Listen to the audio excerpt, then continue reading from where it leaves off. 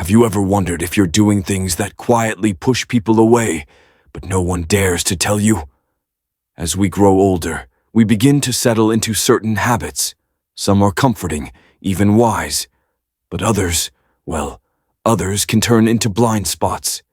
You might think you're simply being yourself, but the truth is, the people around you notice, and while they may not say anything, those habits can quietly impact how you're perceived by family, friends, and even strangers.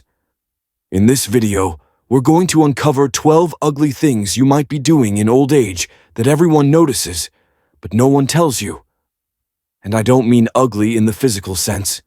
I'm talking about the kinds of behaviors that slowly wear down your dignity, isolate you from others, and chip away at the grace and respect you've earned over a lifetime. Each of these signs will challenge you to reflect, not to judge yourself harshly, but to gently hold a mirror up and say, is this still serving me, or is it pushing people away? And here's the good news. Most of these habits are completely fixable. The first step is simply becoming aware. By the end of this video, you'll not only know what to look out for, but also how to carry yourself with more confidence, clarity, and grace in your later years.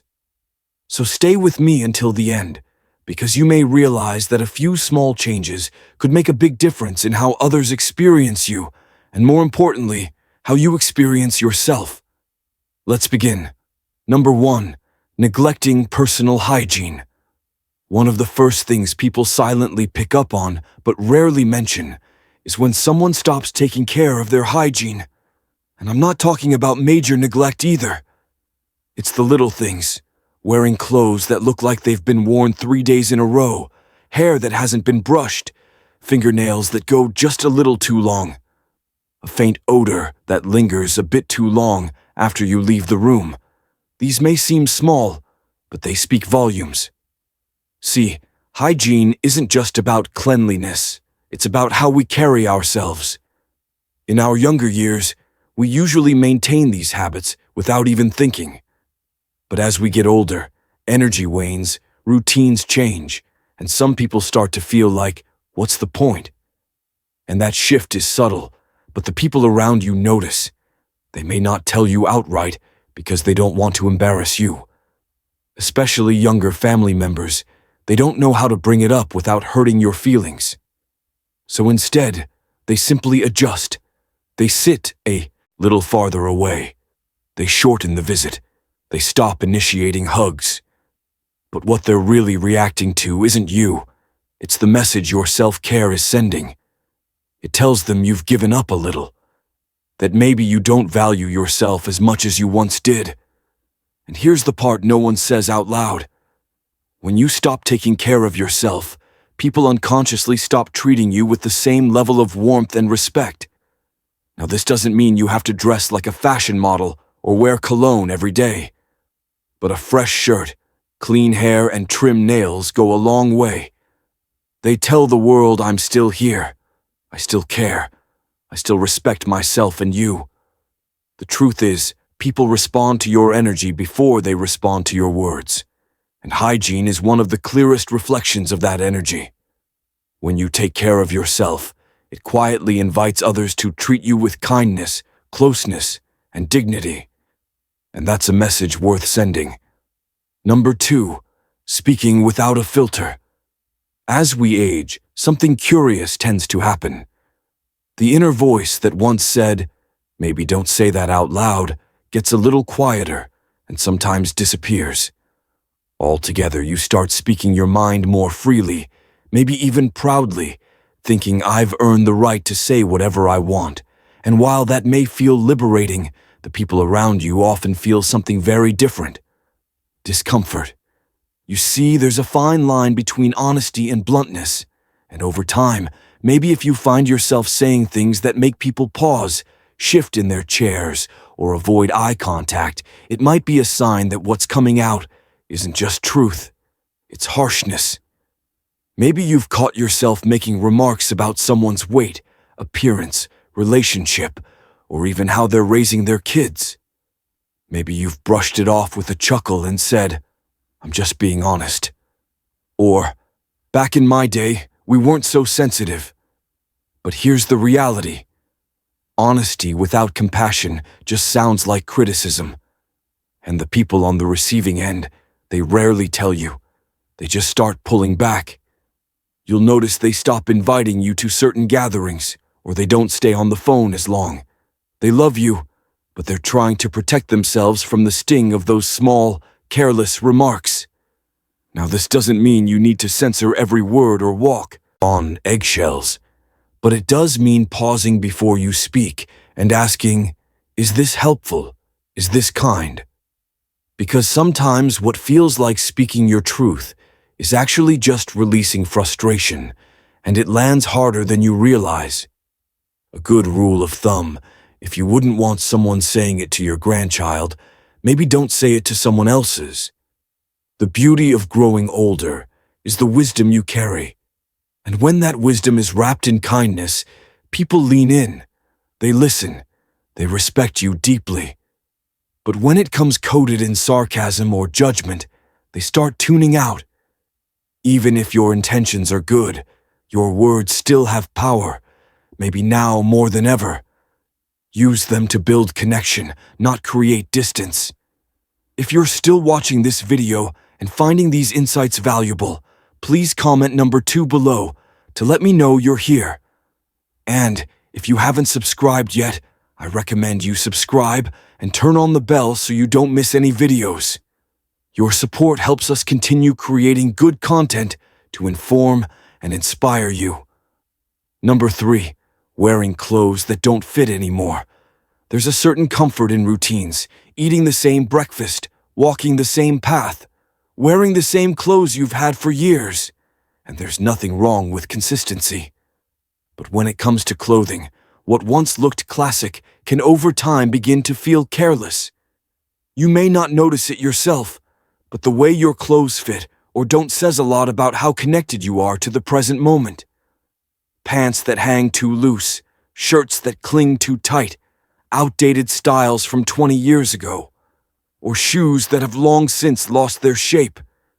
These aren't just fashion choices. They quietly send a message that you've stopped paying attention. And while no one will come out and say it, they notice. It's not about following trends or trying to dress like someone half your age. It's about showing the world that you still see yourself as someone worth looking after. When people see an older adult in clothing that fits well, looks cared for, and reflects a sense of self-respect, they feel something instantly: admiration. It tells them this person still shows up in the world, not out of vanity, but dignity. Think about it. Would you wear the same suit to a job interview that you wore 25 years ago? Probably not. The same principle applies to everyday life. Our bodies change, our coloring shifts, and our energy evolves. Dressing in a way that reflects your current self, not your past, shows emotional presence and self-awareness. Now, I've heard some folks say, "What do I care what people think? I'm comfortable."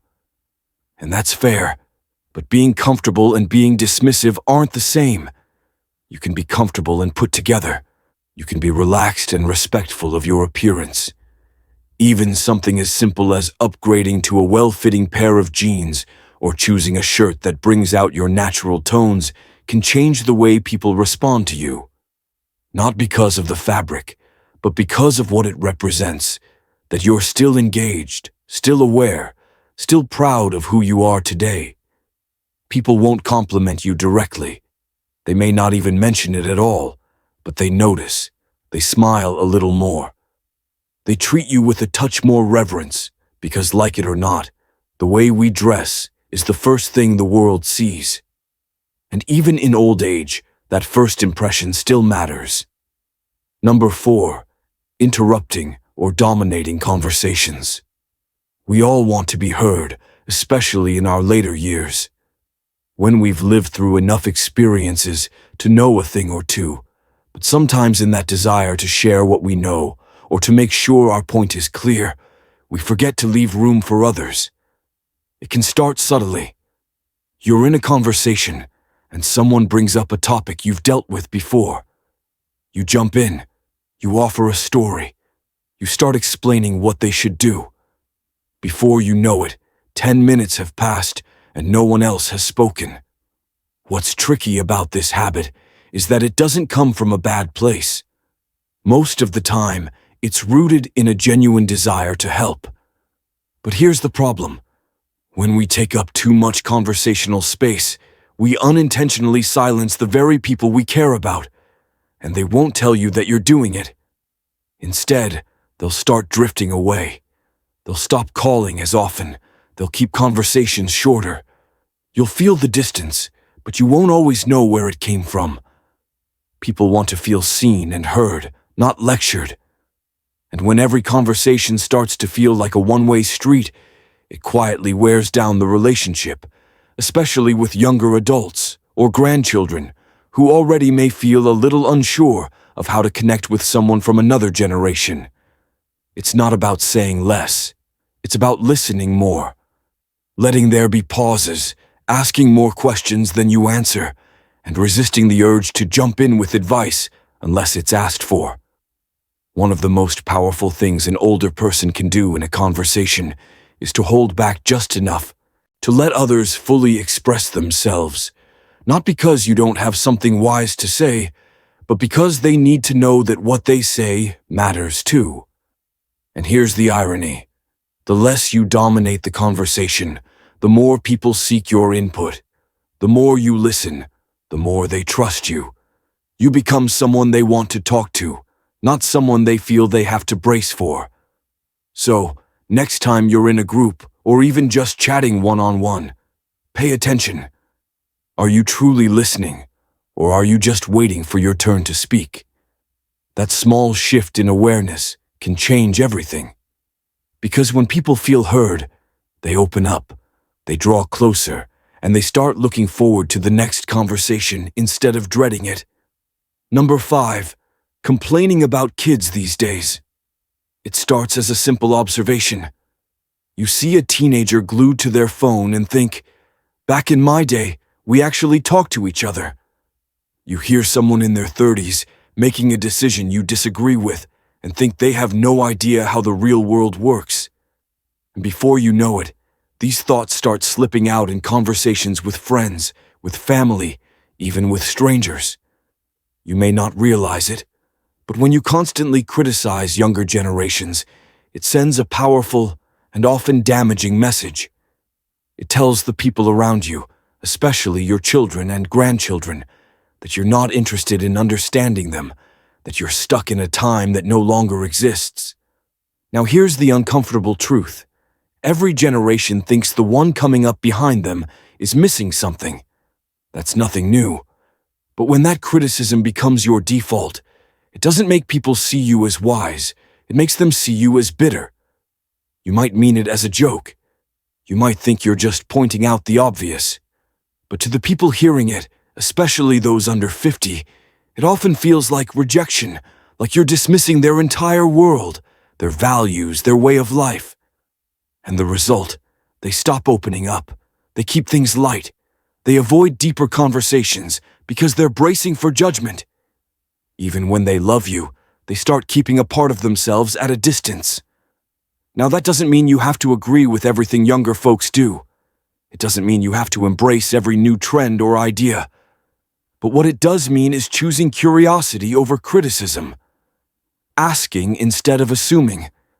When you shift from saying, "These kids today have it easy," to asking, "What's it like trying to find your way in this world?" Now you open the door to connection. You create space for dialogue, not division. Remember, your value doesn't come from comparing the past to the present. It comes from bridging them. From being the steady hand that reaches across generations, not the voice that shouts from behind. And believe it or not, when younger people feel respected by you, they listen more. They ask questions. They come to you, not because they have to, but because they want to.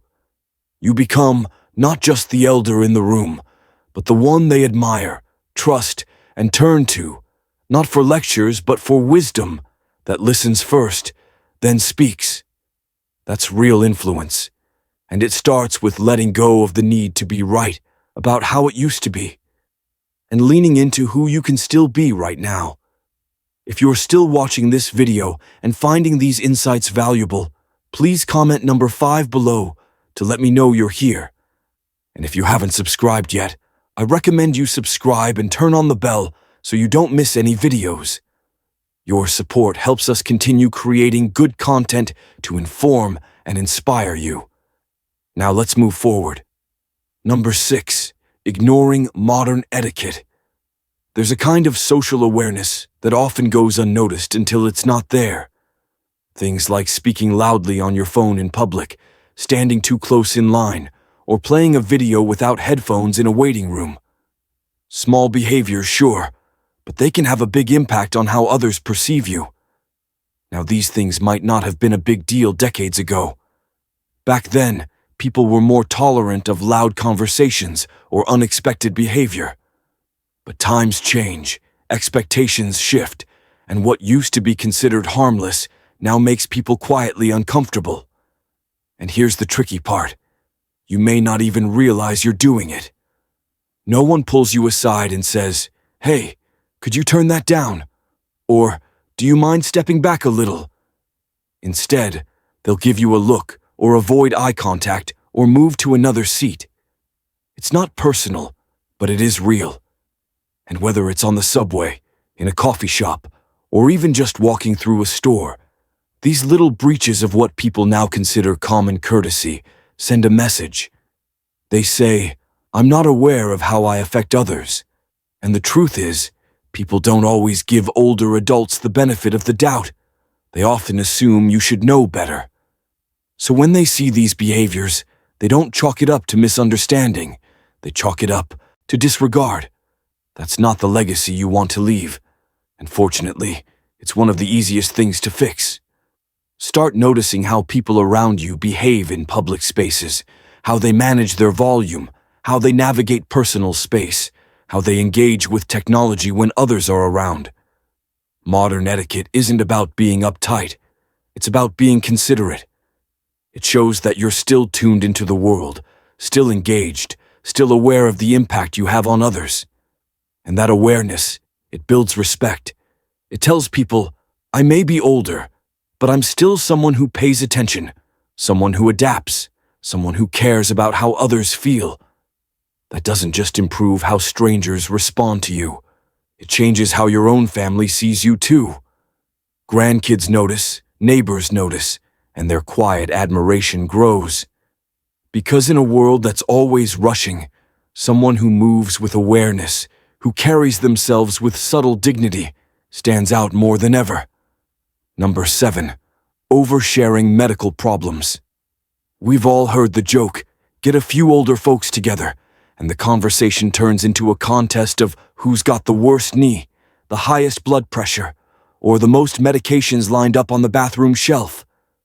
And while it may seem like harmless talk or even a way to relate, constantly bringing up your health issues can slowly wear down the energy of those around you. Here's the thing. Everyone knows that getting older comes with its fair share of physical challenges. You don't have to pretend everything's perfect. But when your conversations always circle back to what hurts, what the doctor said, or what's next on the surgery list, people start to feel like they're in a waiting room, not a relationship. Especially for younger family members, these topics can feel overwhelming. They may not know how to respond. Or they may feel helpless hearing about things they can't fix. So instead of leaning in, they back away. Not out of disrespect, but out of quiet exhaustion. You deserve empathy. You deserve to be heard. But when that becomes the centerpiece of how you relate to others, it changes the dynamic. It shifts from connection to caretaking, from conversation to complaint. Think about the people you enjoy being around. Chances are they're not the ones who list every ache and pill they take. They're the ones who focus on what's still good, the ones who might mention a challenge but don't let it define the moment. Now, does that mean you should hide your struggles? Not at all. But choose your audience, choose your timing, and more importantly, choose balance. Share how you're doing? Yes, but also ask others how they're doing.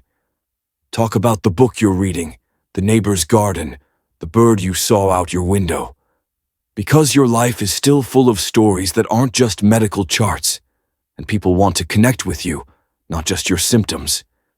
You might be surprised how much lighter your relationships feel when you stop letting your health lead every conversation. When you focus on what you can do, what you enjoy doing, and what still sparks a smile, you don't just feel better, you help others feel better too. And in a world that already feels heavy, being someone who lifts the room even a little is a beautiful kind of medicine all its own. Number 8, being stubborn about outdated beliefs. One of the hardest things to notice in ourselves, especially as we age, is when our beliefs start turning into walls instead of windows. We hold on to ideas that once served us well, principles that shaped how we raised our families, ran our businesses, and made sense of the world. But over time, if we're not careful, those beliefs can harden into absolutes that no longer reflect the world we're living in now. You might find yourself saying things like, "That's just how it is," or "People are too sensitive these days," or "I don't care what the science says, I know what's right." And while you may feel confident in your views, what others often hear is something very different: resistance. The truth is, the world has changed, and it's still changing. Technology, culture, gender roles, mental health awareness, the way we communicate, it's all evolving fast, and when we dig our heels in and refuse to even consider another perspective, it doesn't come across as wisdom, it comes across as unwillingness. Younger generations notice this, and again, they usually won't confront you directly. But inside, they quietly label you as someone they can't talk to about certain things, someone who won't understand, someone who doesn't want to. And that's a real loss, because whether it's your grandchild questioning traditional careers or your neighbor living a lifestyle, you don't fully understand there's so much connection possible when curiosity replaces judgment.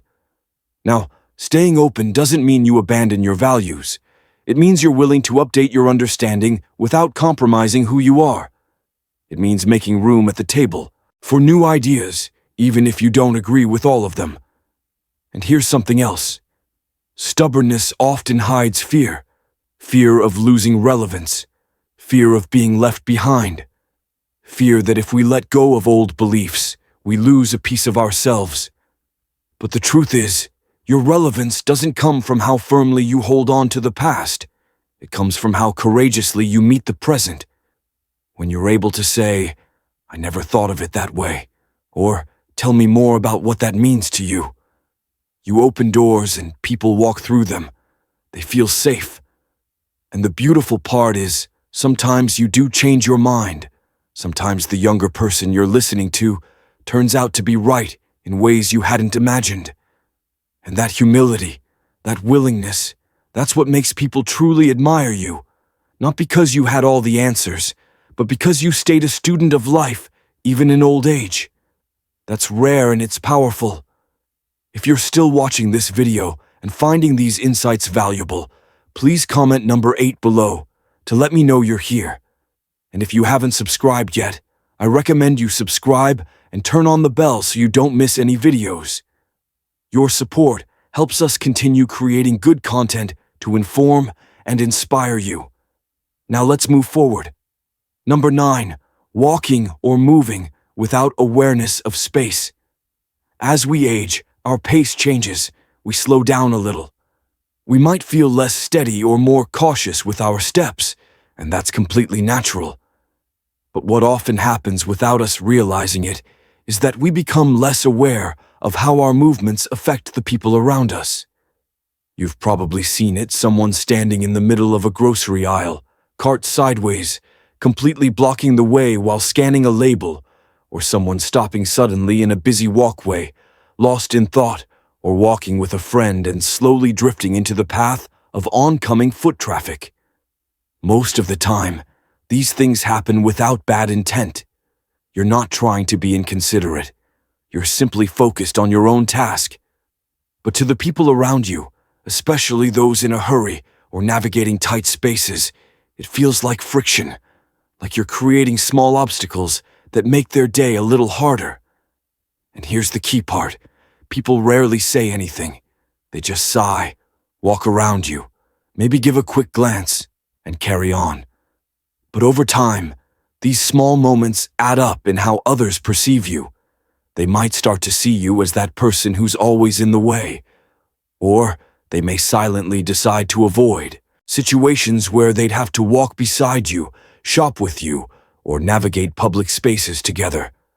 Not because they don't like you, but because they feel like they have to manage you. Now, I want to be clear. Slowing down is not the problem. The issue is awareness. You can move slowly and still be respectful of space. You can pause to read something and still keep to one side. You can walk carefully while being mindful of the flow around you. This is especially important in places like airports, busy sidewalks, malls, or even church hallways. These are shared spaces, and being considerate in them sends a strong message that you're still paying attention, that you still care about how you impact others. In fact, this kind of awareness is a subtle form of grace. It tells people you're not just focused inward, you're present, thoughtful, and kind. And the truth is, most people aren't expecting perfection. They're just hoping for a little effort, a little awareness, a little consideration. When you show that, you stand out, not as a slower person, but as a considerate one, someone who still moves through the world with dignity and a quiet sense of responsibility. And that kind of presence, it's more powerful than you might realize. Number 10, making jokes that don't age well. A good sense of humor is one of the best things you can carry into old age. It keeps you light, keeps others comfortable, and helps ease tension in even the hardest moments. But not all humor ages gracefully, and some jokes, especially the ones that once got a laugh decades ago, can quietly push people away today. You might be joking the way you always have. A little sarcasm here, a teasing remark there, maybe a comment that plays off old stereotypes or pokes fun at someone's background, appearance, or choices. You might even laugh as you say it and follow up with, "I'm just messing with you," or, "Come on, lighten up." But here's what's changed the world around you. And while humor used to rely on poking fun at differences, today people are far more sensitive to how words land, especially when they come from someone older. Younger folks especially are navigating a culture that emphasizes inclusion, empathy, and respect for diverse experiences. When a joke feels out of step with those values, it doesn't come across as funny. It comes across as disconnected, or worse, disrespectful, and they probably won't tell you.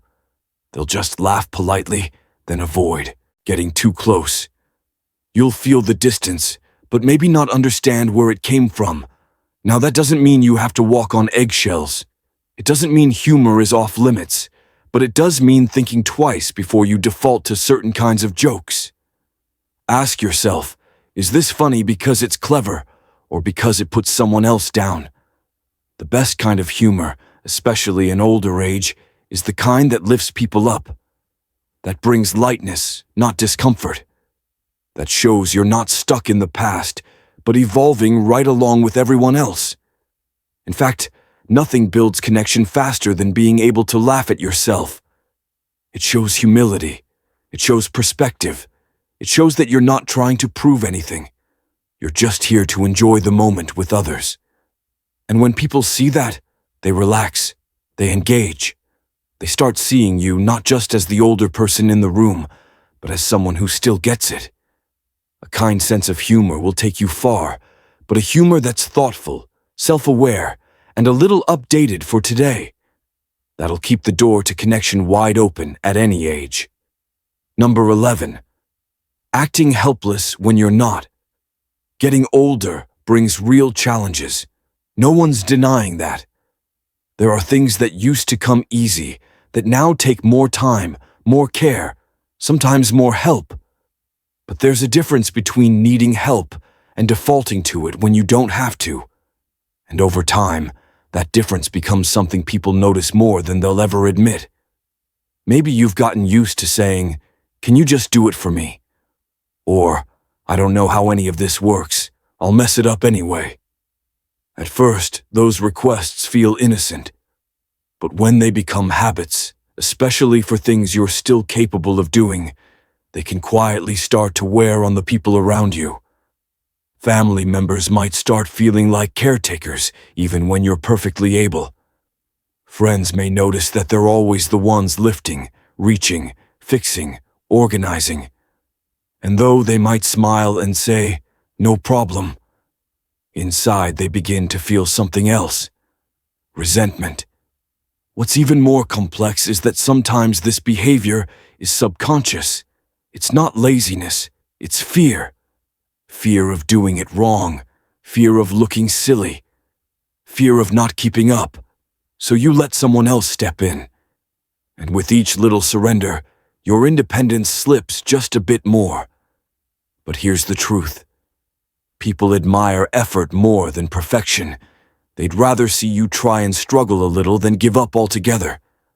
Your children, your grandchildren, even your neighbors, they feel proud when you show you're still in the game, that you still want to learn, move, participate, and when you ask for help. Only when you truly need it. They trust you more.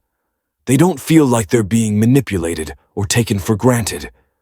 They feel honored to step in because they know it comes from a place of honesty, not habit. Maintaining your sense of agency isn't about pretending you're 30 again. It's about showing up with what you can do, asking clearly for what you can't, and respecting the line between the two. You'd be amazed how empowered you feel when you start reclaiming the little things. Carrying your own bag, figuring out the new remote, following a recipe without asking someone to hover.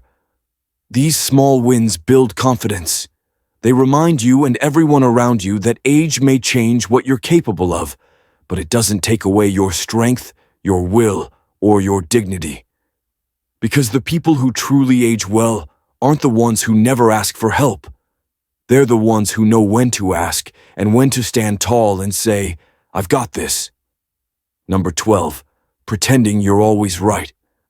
We all like to feel we've earned our place at the table, especially after decades of life experience, hard choices, and lessons learned the long way.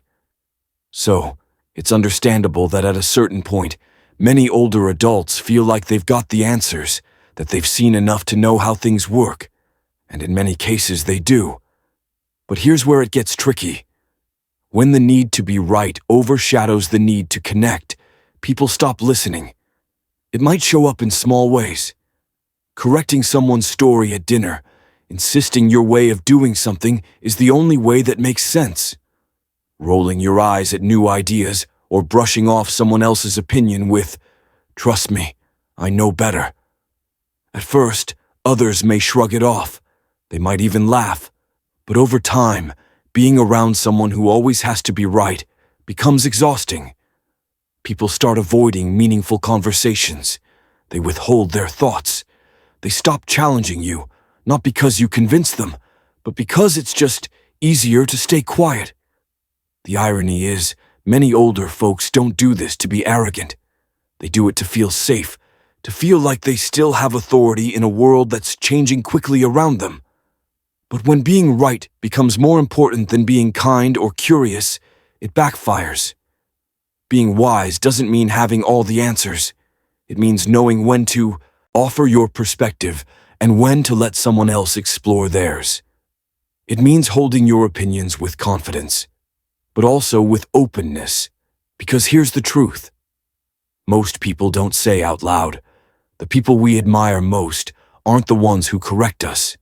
They're the ones who listen, reflect, and gently invite us to think differently without forcing it. When you stop trying to win every discussion, people actually start coming to you more. They ask your opinion. They value your feedback, not because you dominate the room, but because your words carry calm, thoughtful weight. And when you do speak, because you don't speak just to win, your voice lands deeper. It sticks. It matters. In the end, the need to be right fades. What lasts is how you made people feel. And when you leave space for others to be heard, challenged, and uplifted, your presence becomes something they truly treasure, not tolerate. Final thoughts. Now that we've gone through these 12 behaviors, take a moment to reflect gently without judgment. Which of these habits have quietly crept into your daily life? Which ones caught you by surprise? And which do you feel ready to shift, even if just a little? This video wasn't meant to shame or criticize. It was created to give you something most people don't: honest insight wrapped in care. Because the truth is, these behaviors don't make you a bad person. They're simply blind spots, things that settle in over time without us noticing. And once we do notice, that's when real strength shows. Not in pretending they don't exist, but in saying, "I see it. I can do better. I still have the power to grow." That's what aging well is really about. Not clinging to the past, not resisting change, but stepping into each new day with self-awareness, grace, and the quiet strength of someone who still wants to connect, evolve, and be a source of warmth in other people's lives. So, as you move forward, keep these signs in mind, not as a checklist, but as gentle reminders. Ways to keep showing up in the world with dignity, presence, and the kind of character that leaves others feeling respected, comfortable, and inspired. And remember, it's never too late to shift how you move through the world. Small changes in how you speak, listen, dress, joke, or interact can completely transform how people experience you and how you experience your own place in the world. Thank you for joining us today. We'd love to hear from you. Leave a comment below and share one thing you learned today and how you plan to use it in your life. Your thoughts are important to us, so don't hesitate to share them. Reading your comments gives us great motivation and encouragement. If you enjoyed this video and found it helpful, please like, subscribe, and share. Your support helps us continue creating good content to inform and inspire you. Thanks for watching, and we look forward to seeing you in the next video.